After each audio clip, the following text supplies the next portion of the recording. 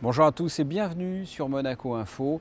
Voici les titres qui seront développés dans ce journal de fin de semaine. Le mondial de l'automobile de Paris ouvre ses portes ce week-end au public. L'occasion pour le constructeur monégasque Venturi de présenter son dernier petit bijou, l'America. Monaco s'engage dans la lutte contre la déforestation. Une réunion a été organisée autour de la traçabilité du bois. Le congrès national français annuel du pancréas s'est tenu ce jeudi et vendredi. En principauté, une centaine de spécialistes étaient présents. Nous parlerons du cycle de conférences débats des Jeux d'hiver avec pour thème manger sain et manger bio. Nous irons du côté de la salle d'exposition du quai Antoine Ier. Vous découvrirez le travail photographique de Jérôme Schlomhoff consacré au portrait. Et enfin, nous prendrons la direction de la Turbie pour la conférence de presse avant la rencontre Monaco-Ajaccio, match comptant pour la 9e journée de Ligue 2. Le mondial de l'automobile de Paris accueille le public dès ce week-end, mais les portes sont déjà ouvertes aux professionnels. Le constructeur automobile monégasque Venturi y présente son dernier petit bijou, l'America. Les explications de Patricia Navarro. C'était en 2010 au mondial de l'auto à Paris déjà. Venturi présentait une petite révolution, le concept America. 2 ans plus tard, la firme monégasque est de retour, porte de Versailles, pour présenter l'aboutissement de longs mois de travail entre recherche, test et assemblage. L'America allie le style à la performance. Cette sportive électrique surélevée devrait en faire rêver plus d'un, notamment les éco-aventuriers. C'est un véhicule qu'on a présenté il y a 2 ans, qui a plu.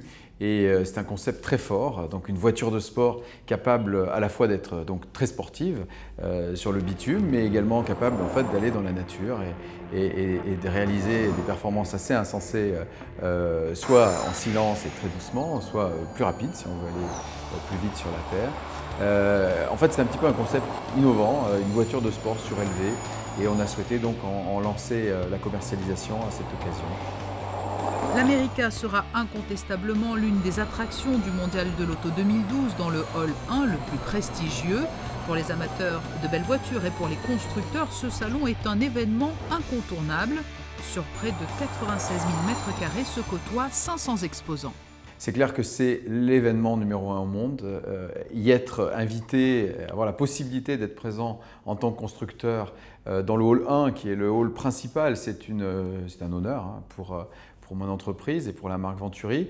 Donc c'est un rendez-vous à ne pas manquer. Venturi est présent au Mondial de l'automobile depuis 1984. C'est là que nous avons présenté en 2004 la première voiture de sport électrique. Ça a fait grand bruit à l'époque et aujourd'hui c'est une sorte de normalité qu'un véhicule électrique puisse être sportif, glamour, ce n'était pas le cas à l'époque. Donc c'est un rendez-vous très important qui a plusieurs niveaux de lisibilité. On peut le lire bien sûr, une présentation au public, une présentation à la presse, beaucoup de presse, et en finale une présentation également entre industriels. Donc c'est en tout cas pour ma part là où je travaille le plus, c'est là où je vais rencontrer des grands constructeurs qui peuvent avoir besoin de nos technologies, qui peuvent avoir également besoin d'assembler des véhicules électriques. On a cette compétence. La vitrine est d'autant plus belle pour Venturi que ce mondial de l'auto devrait attirer plus d'1 million de visiteurs et pas moins de 10 000 journalistes. Monaco s'engage depuis quelque temps déjà dans la lutte contre la déforestation. Pour l'occasion, une réunion a été organisée au Novotel avec des membres du gouvernement et des associations environnementales. Reportage de Léa Bellante. Monaco montre l'exemple, c'est le premier gouvernement à s'engager contre la déforestation. L'association britannique The Forest Trust, en partenariat avec la Fondation du Prince Albert II, cherche à évaluer les risques environnementaux des produits qui ont un impact sur la forêt. À l'ordre du jour cette semaine, la traçabilité du bois. Monaco est en train de travailler pour avoir une empreinte forestière réduite. Et donc va s'orienter vers tous les produits qui ont un impact de près ou de loin sur la déforestation. Donc disons que ça entre comme le 5e volet de ce programme Monaco s'engage contre la déforestation. Et le but c'est vraiment de connaître ces chaînes d'approvisionnement, que tous les achats publics puissent savoir exactement d'où vient l'huile de palme qu'ils utilisent dans leurs produits, d'où vient le bois, le papier, etc. Et de pouvoir avoir un aperçu de l'empreinte forestière du gouvernement de Monaco et de la principauté en général. Donc quel est son impact forêt, identifier les priorités, les risques et après réduire cette empreinte forestière. Pour lutter contre la déforestation, le gouvernement monégasque sensibilise les entreprises à une politique d'achat éco-responsable et privilégie le développement durable. Les entreprises, donc soit sensibilisées par l'actualité et par les informations qui sont relayées, sont déjà engagées dans une traçabilité au niveau de la filière bois. Je pense qu'après, notre rôle en tant qu'entité gouvernementale, c'est de les sensibiliser et de leur imposer à terme d'entrer complètement dans une traçabilité des produits qui sont proposés. Les forêts tropicales abritent plus de 75% de la biodiversité terrestre et leur destruction est responsable de plus de 20% des émissions de gaz à effet de serre. On reste au Novotel. Ce jeudi et vendredi s'est tenu le congrès national français annuel concernant le pancréas. Des spécialistes étaient donc réunis pour parler des différentes maladies autour de cet organe. Reportage.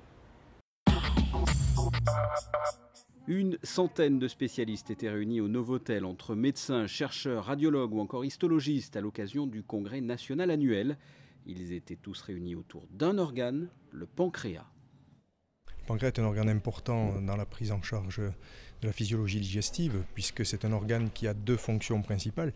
Une fonction dite endocrine, endocrine pour référence aux glandes, c'est un organe qui va sécréter l'insuline, hormone qui est impliquée dans la régulation de la glycémie. Et très souvent, les patients qui ont des maladies du pancréas ont un diabète. La deuxième fonction est une fonction dite exocrine. Le pancréas est alors impliqué dans la digestion des aliments, parce que quand on s'alimente, les aliments doivent être donc détruits par les enzymes qui sont sécrétées au niveau du pancréas. Le pancréas, un organe vital. Cancer ou pancréatite, les symptômes sont les mêmes en ce qui concerne cette partie du corps humain. On a deux symptômes principaux donc, dans les maladies du pancréas. Le symptôme le plus souvent révélateur est la jaunisse, ce qu'on appelle en termes médicaux l'ictère. Le patient donc, se réveille un matin, a les yeux jaunes, les urines foncées, les selles décolorées.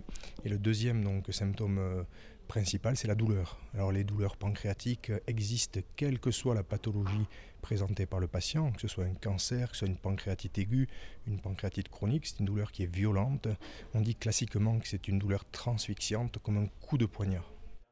Pendant 2 jours, médecins et chercheurs français se sont concertés, entretenus pour faire une mise au point, notamment sur l'évolution des recherches dans ce domaine. Le cancer du pancréas, une maladie plus que sérieuse. En nombre de cas, ce cancer est en 4e position dans la catégorie des cancers d'organes. Le reste de l'actualité en bref, la principauté s'est dotée d'un nouveau poste de police, poste situé au 9 avenue des Ligures, tout près du chapiteau. Ce nouveau poste remplace l'ancien bureau de la place Saint-Nicolas. Il faut savoir, et ça peut servir, c'est auprès de ce nouveau poste de police que les usagers de la route pourront s'acquitter des droits de fourrière. En bref, toujours, vous voyez le ministre d'État effectuer une visite de courtoisie au marché de la Condamine ce vendredi matin. Michel Roger a été accueilli par le maire. Ils ont pu s'entretenir avec les commerçants. Le nouveau marché a ouvert ses portes il y a environ 3 mois après s'être fait refaire une beauté. On reste au marché de la Condamine où s'est déroulée la 19e édition des Jeux d'hiver. Depuis 2 ans, la mairie de Monaco, en partenariat avec l'association MC2D, a mis en place un cycle de conférences débats abordant les grands thèmes de l'environnement et du développement durable. Vous voyez ce reportage d'Émilie Rousseau.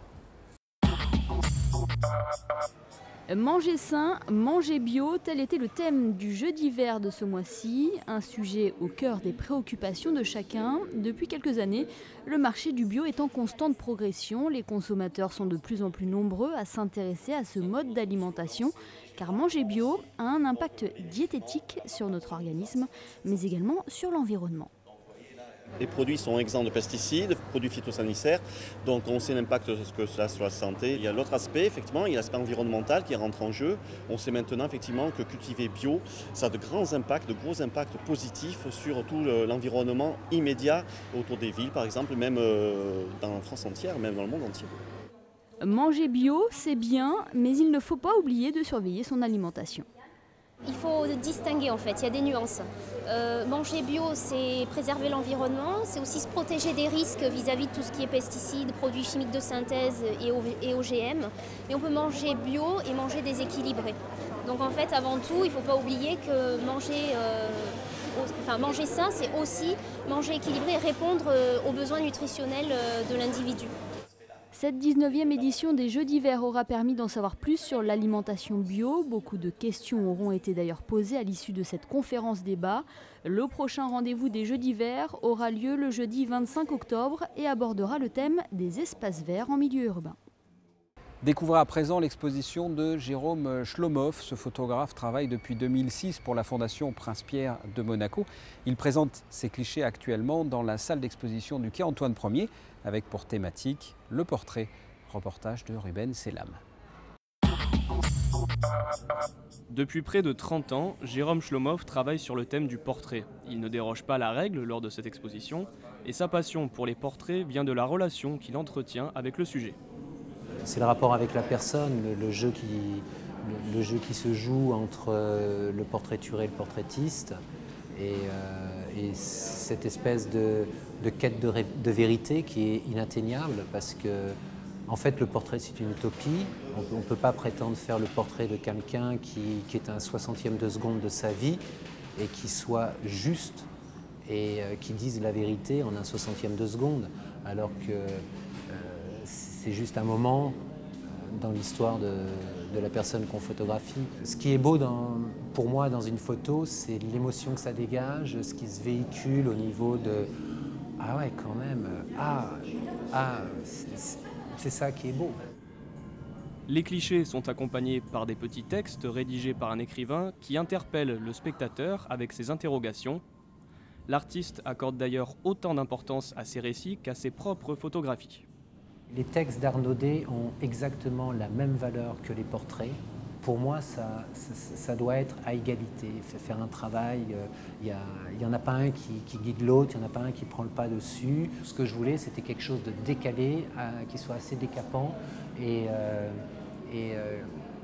même au risque de choquer par rapport à certaines phrases et par rapport aux gens et ce que ça crée. Ce sont des petites bulles comme ça de fiction poétique et où les cartes sont brouillées, on ne sait plus trop qui parle, à qui ça s'adresse. Et là, à ce niveau-là, il y a vraiment eu un travail d'écriture qui est très très tendu et très pointu. L'exposition a débuté ce vendredi et vous avez jusqu'au 21 octobre pour découvrir les portraits de Jérôme Schlomhoff. En bref, ce samedi, la principauté sera aux couleurs de l'Afrique du Sud avec la soirée de gala South Africa Night. En préambule dans la salle Garnier, le concert de Johnny Clegg. En revanche, le concert prévu le lendemain, dimanche au Sporting, est annulé pour des raisons techniques. La soirée de gala et le concert samedi sont bien sûr maintenus. Pour tout renseignement, vous avez les coordonnées qui se sont affichées. De l'Afrique du Sud, pays du rugby entre autres, on passe au football avec la conférence de presse d'avant-match concernant la 9e journée de Ligue 2.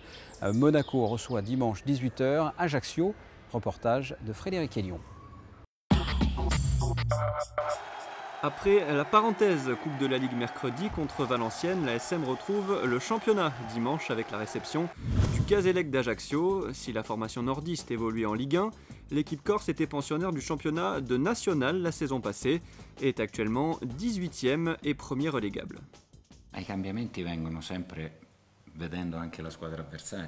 Chaque préparation de match est différente en fonction de l'adversaire. Ajaccio est une équipe très compétitive. Valenciennes était une formation qui attaquait avec beaucoup de joueurs qui participaient aux phases offensives dans notre moitié de terrain. L'équipe d'Ajaccio viendra elle pour bien défendre et jouer le contre. Ces derniers jours ont été placés sous le signe de la récupération. Quelques changements devraient être effectués dans le 11 de départ. Depuis son retour au club au mois d'août, Georgios Tsavelas a récupéré son poste de titulaire sur le côté gauche de la défense et il affiche de vraies ambitions pour cette saison. L'an dernier, de bons joueurs sont arrivés au mercato hivernal, mais c'était difficile de bâtir vraiment une équipe en une dizaine de matchs. Cette année, 4 ou 5 très bons joueurs nous ont rejoints et avec le travail du coach, l'équipe va devenir de plus en plus forte au fil des mois. Pour moi, notre équipe est la meilleure du championnat, ce n'est pas vraiment une formation de Ligue 2. On doit aller chercher la montée sur le terrain, jouer chaque match pour prendre les 3 points et espérer accéder à la Ligue 1 en fin de saison. Le groupe est quasi au complet pour la réception du GFCO Ajaccio dimanche à 18 h. A noter que Ribas va effectuer son premier match sous les couleurs monégasques. Ce sera avec la CFA samedi contre la réserve de Lyon. Et pour savoir comment s'habiller pour aller voir le match de ce dimanche, voici la météo. Et on commence d'abord avec samedi, une dégradation du temps, beaucoup de nuages, de la pluie, voire des orages et parfois des rafales de vent pouvant aller jusqu'à 50 km/h. Les températures varieront entre 19 et 21 degrés. Dimanche, une amélioration sensible, le ciel sera moins chargé avec même quelques éclaircies, malgré un risque d'averse. Il fera de 18 à 22 degrés. Lundi, poursuite de l'amélioration avec un soleil très doux et quelques nuages de 16 à 23 degrés. Et enfin mardi, une belle journée, les températures stationnaires de 17 à 23 degrés. Ce journal est terminé, je vous remercie de l'avoir suivi. Je vous propose de retrouver dans quelques instants un de vos nouveaux rendez-vous de la rentrée, un magazine culturel qui s'intitule La Table des Matières. À très bientôt, au revoir.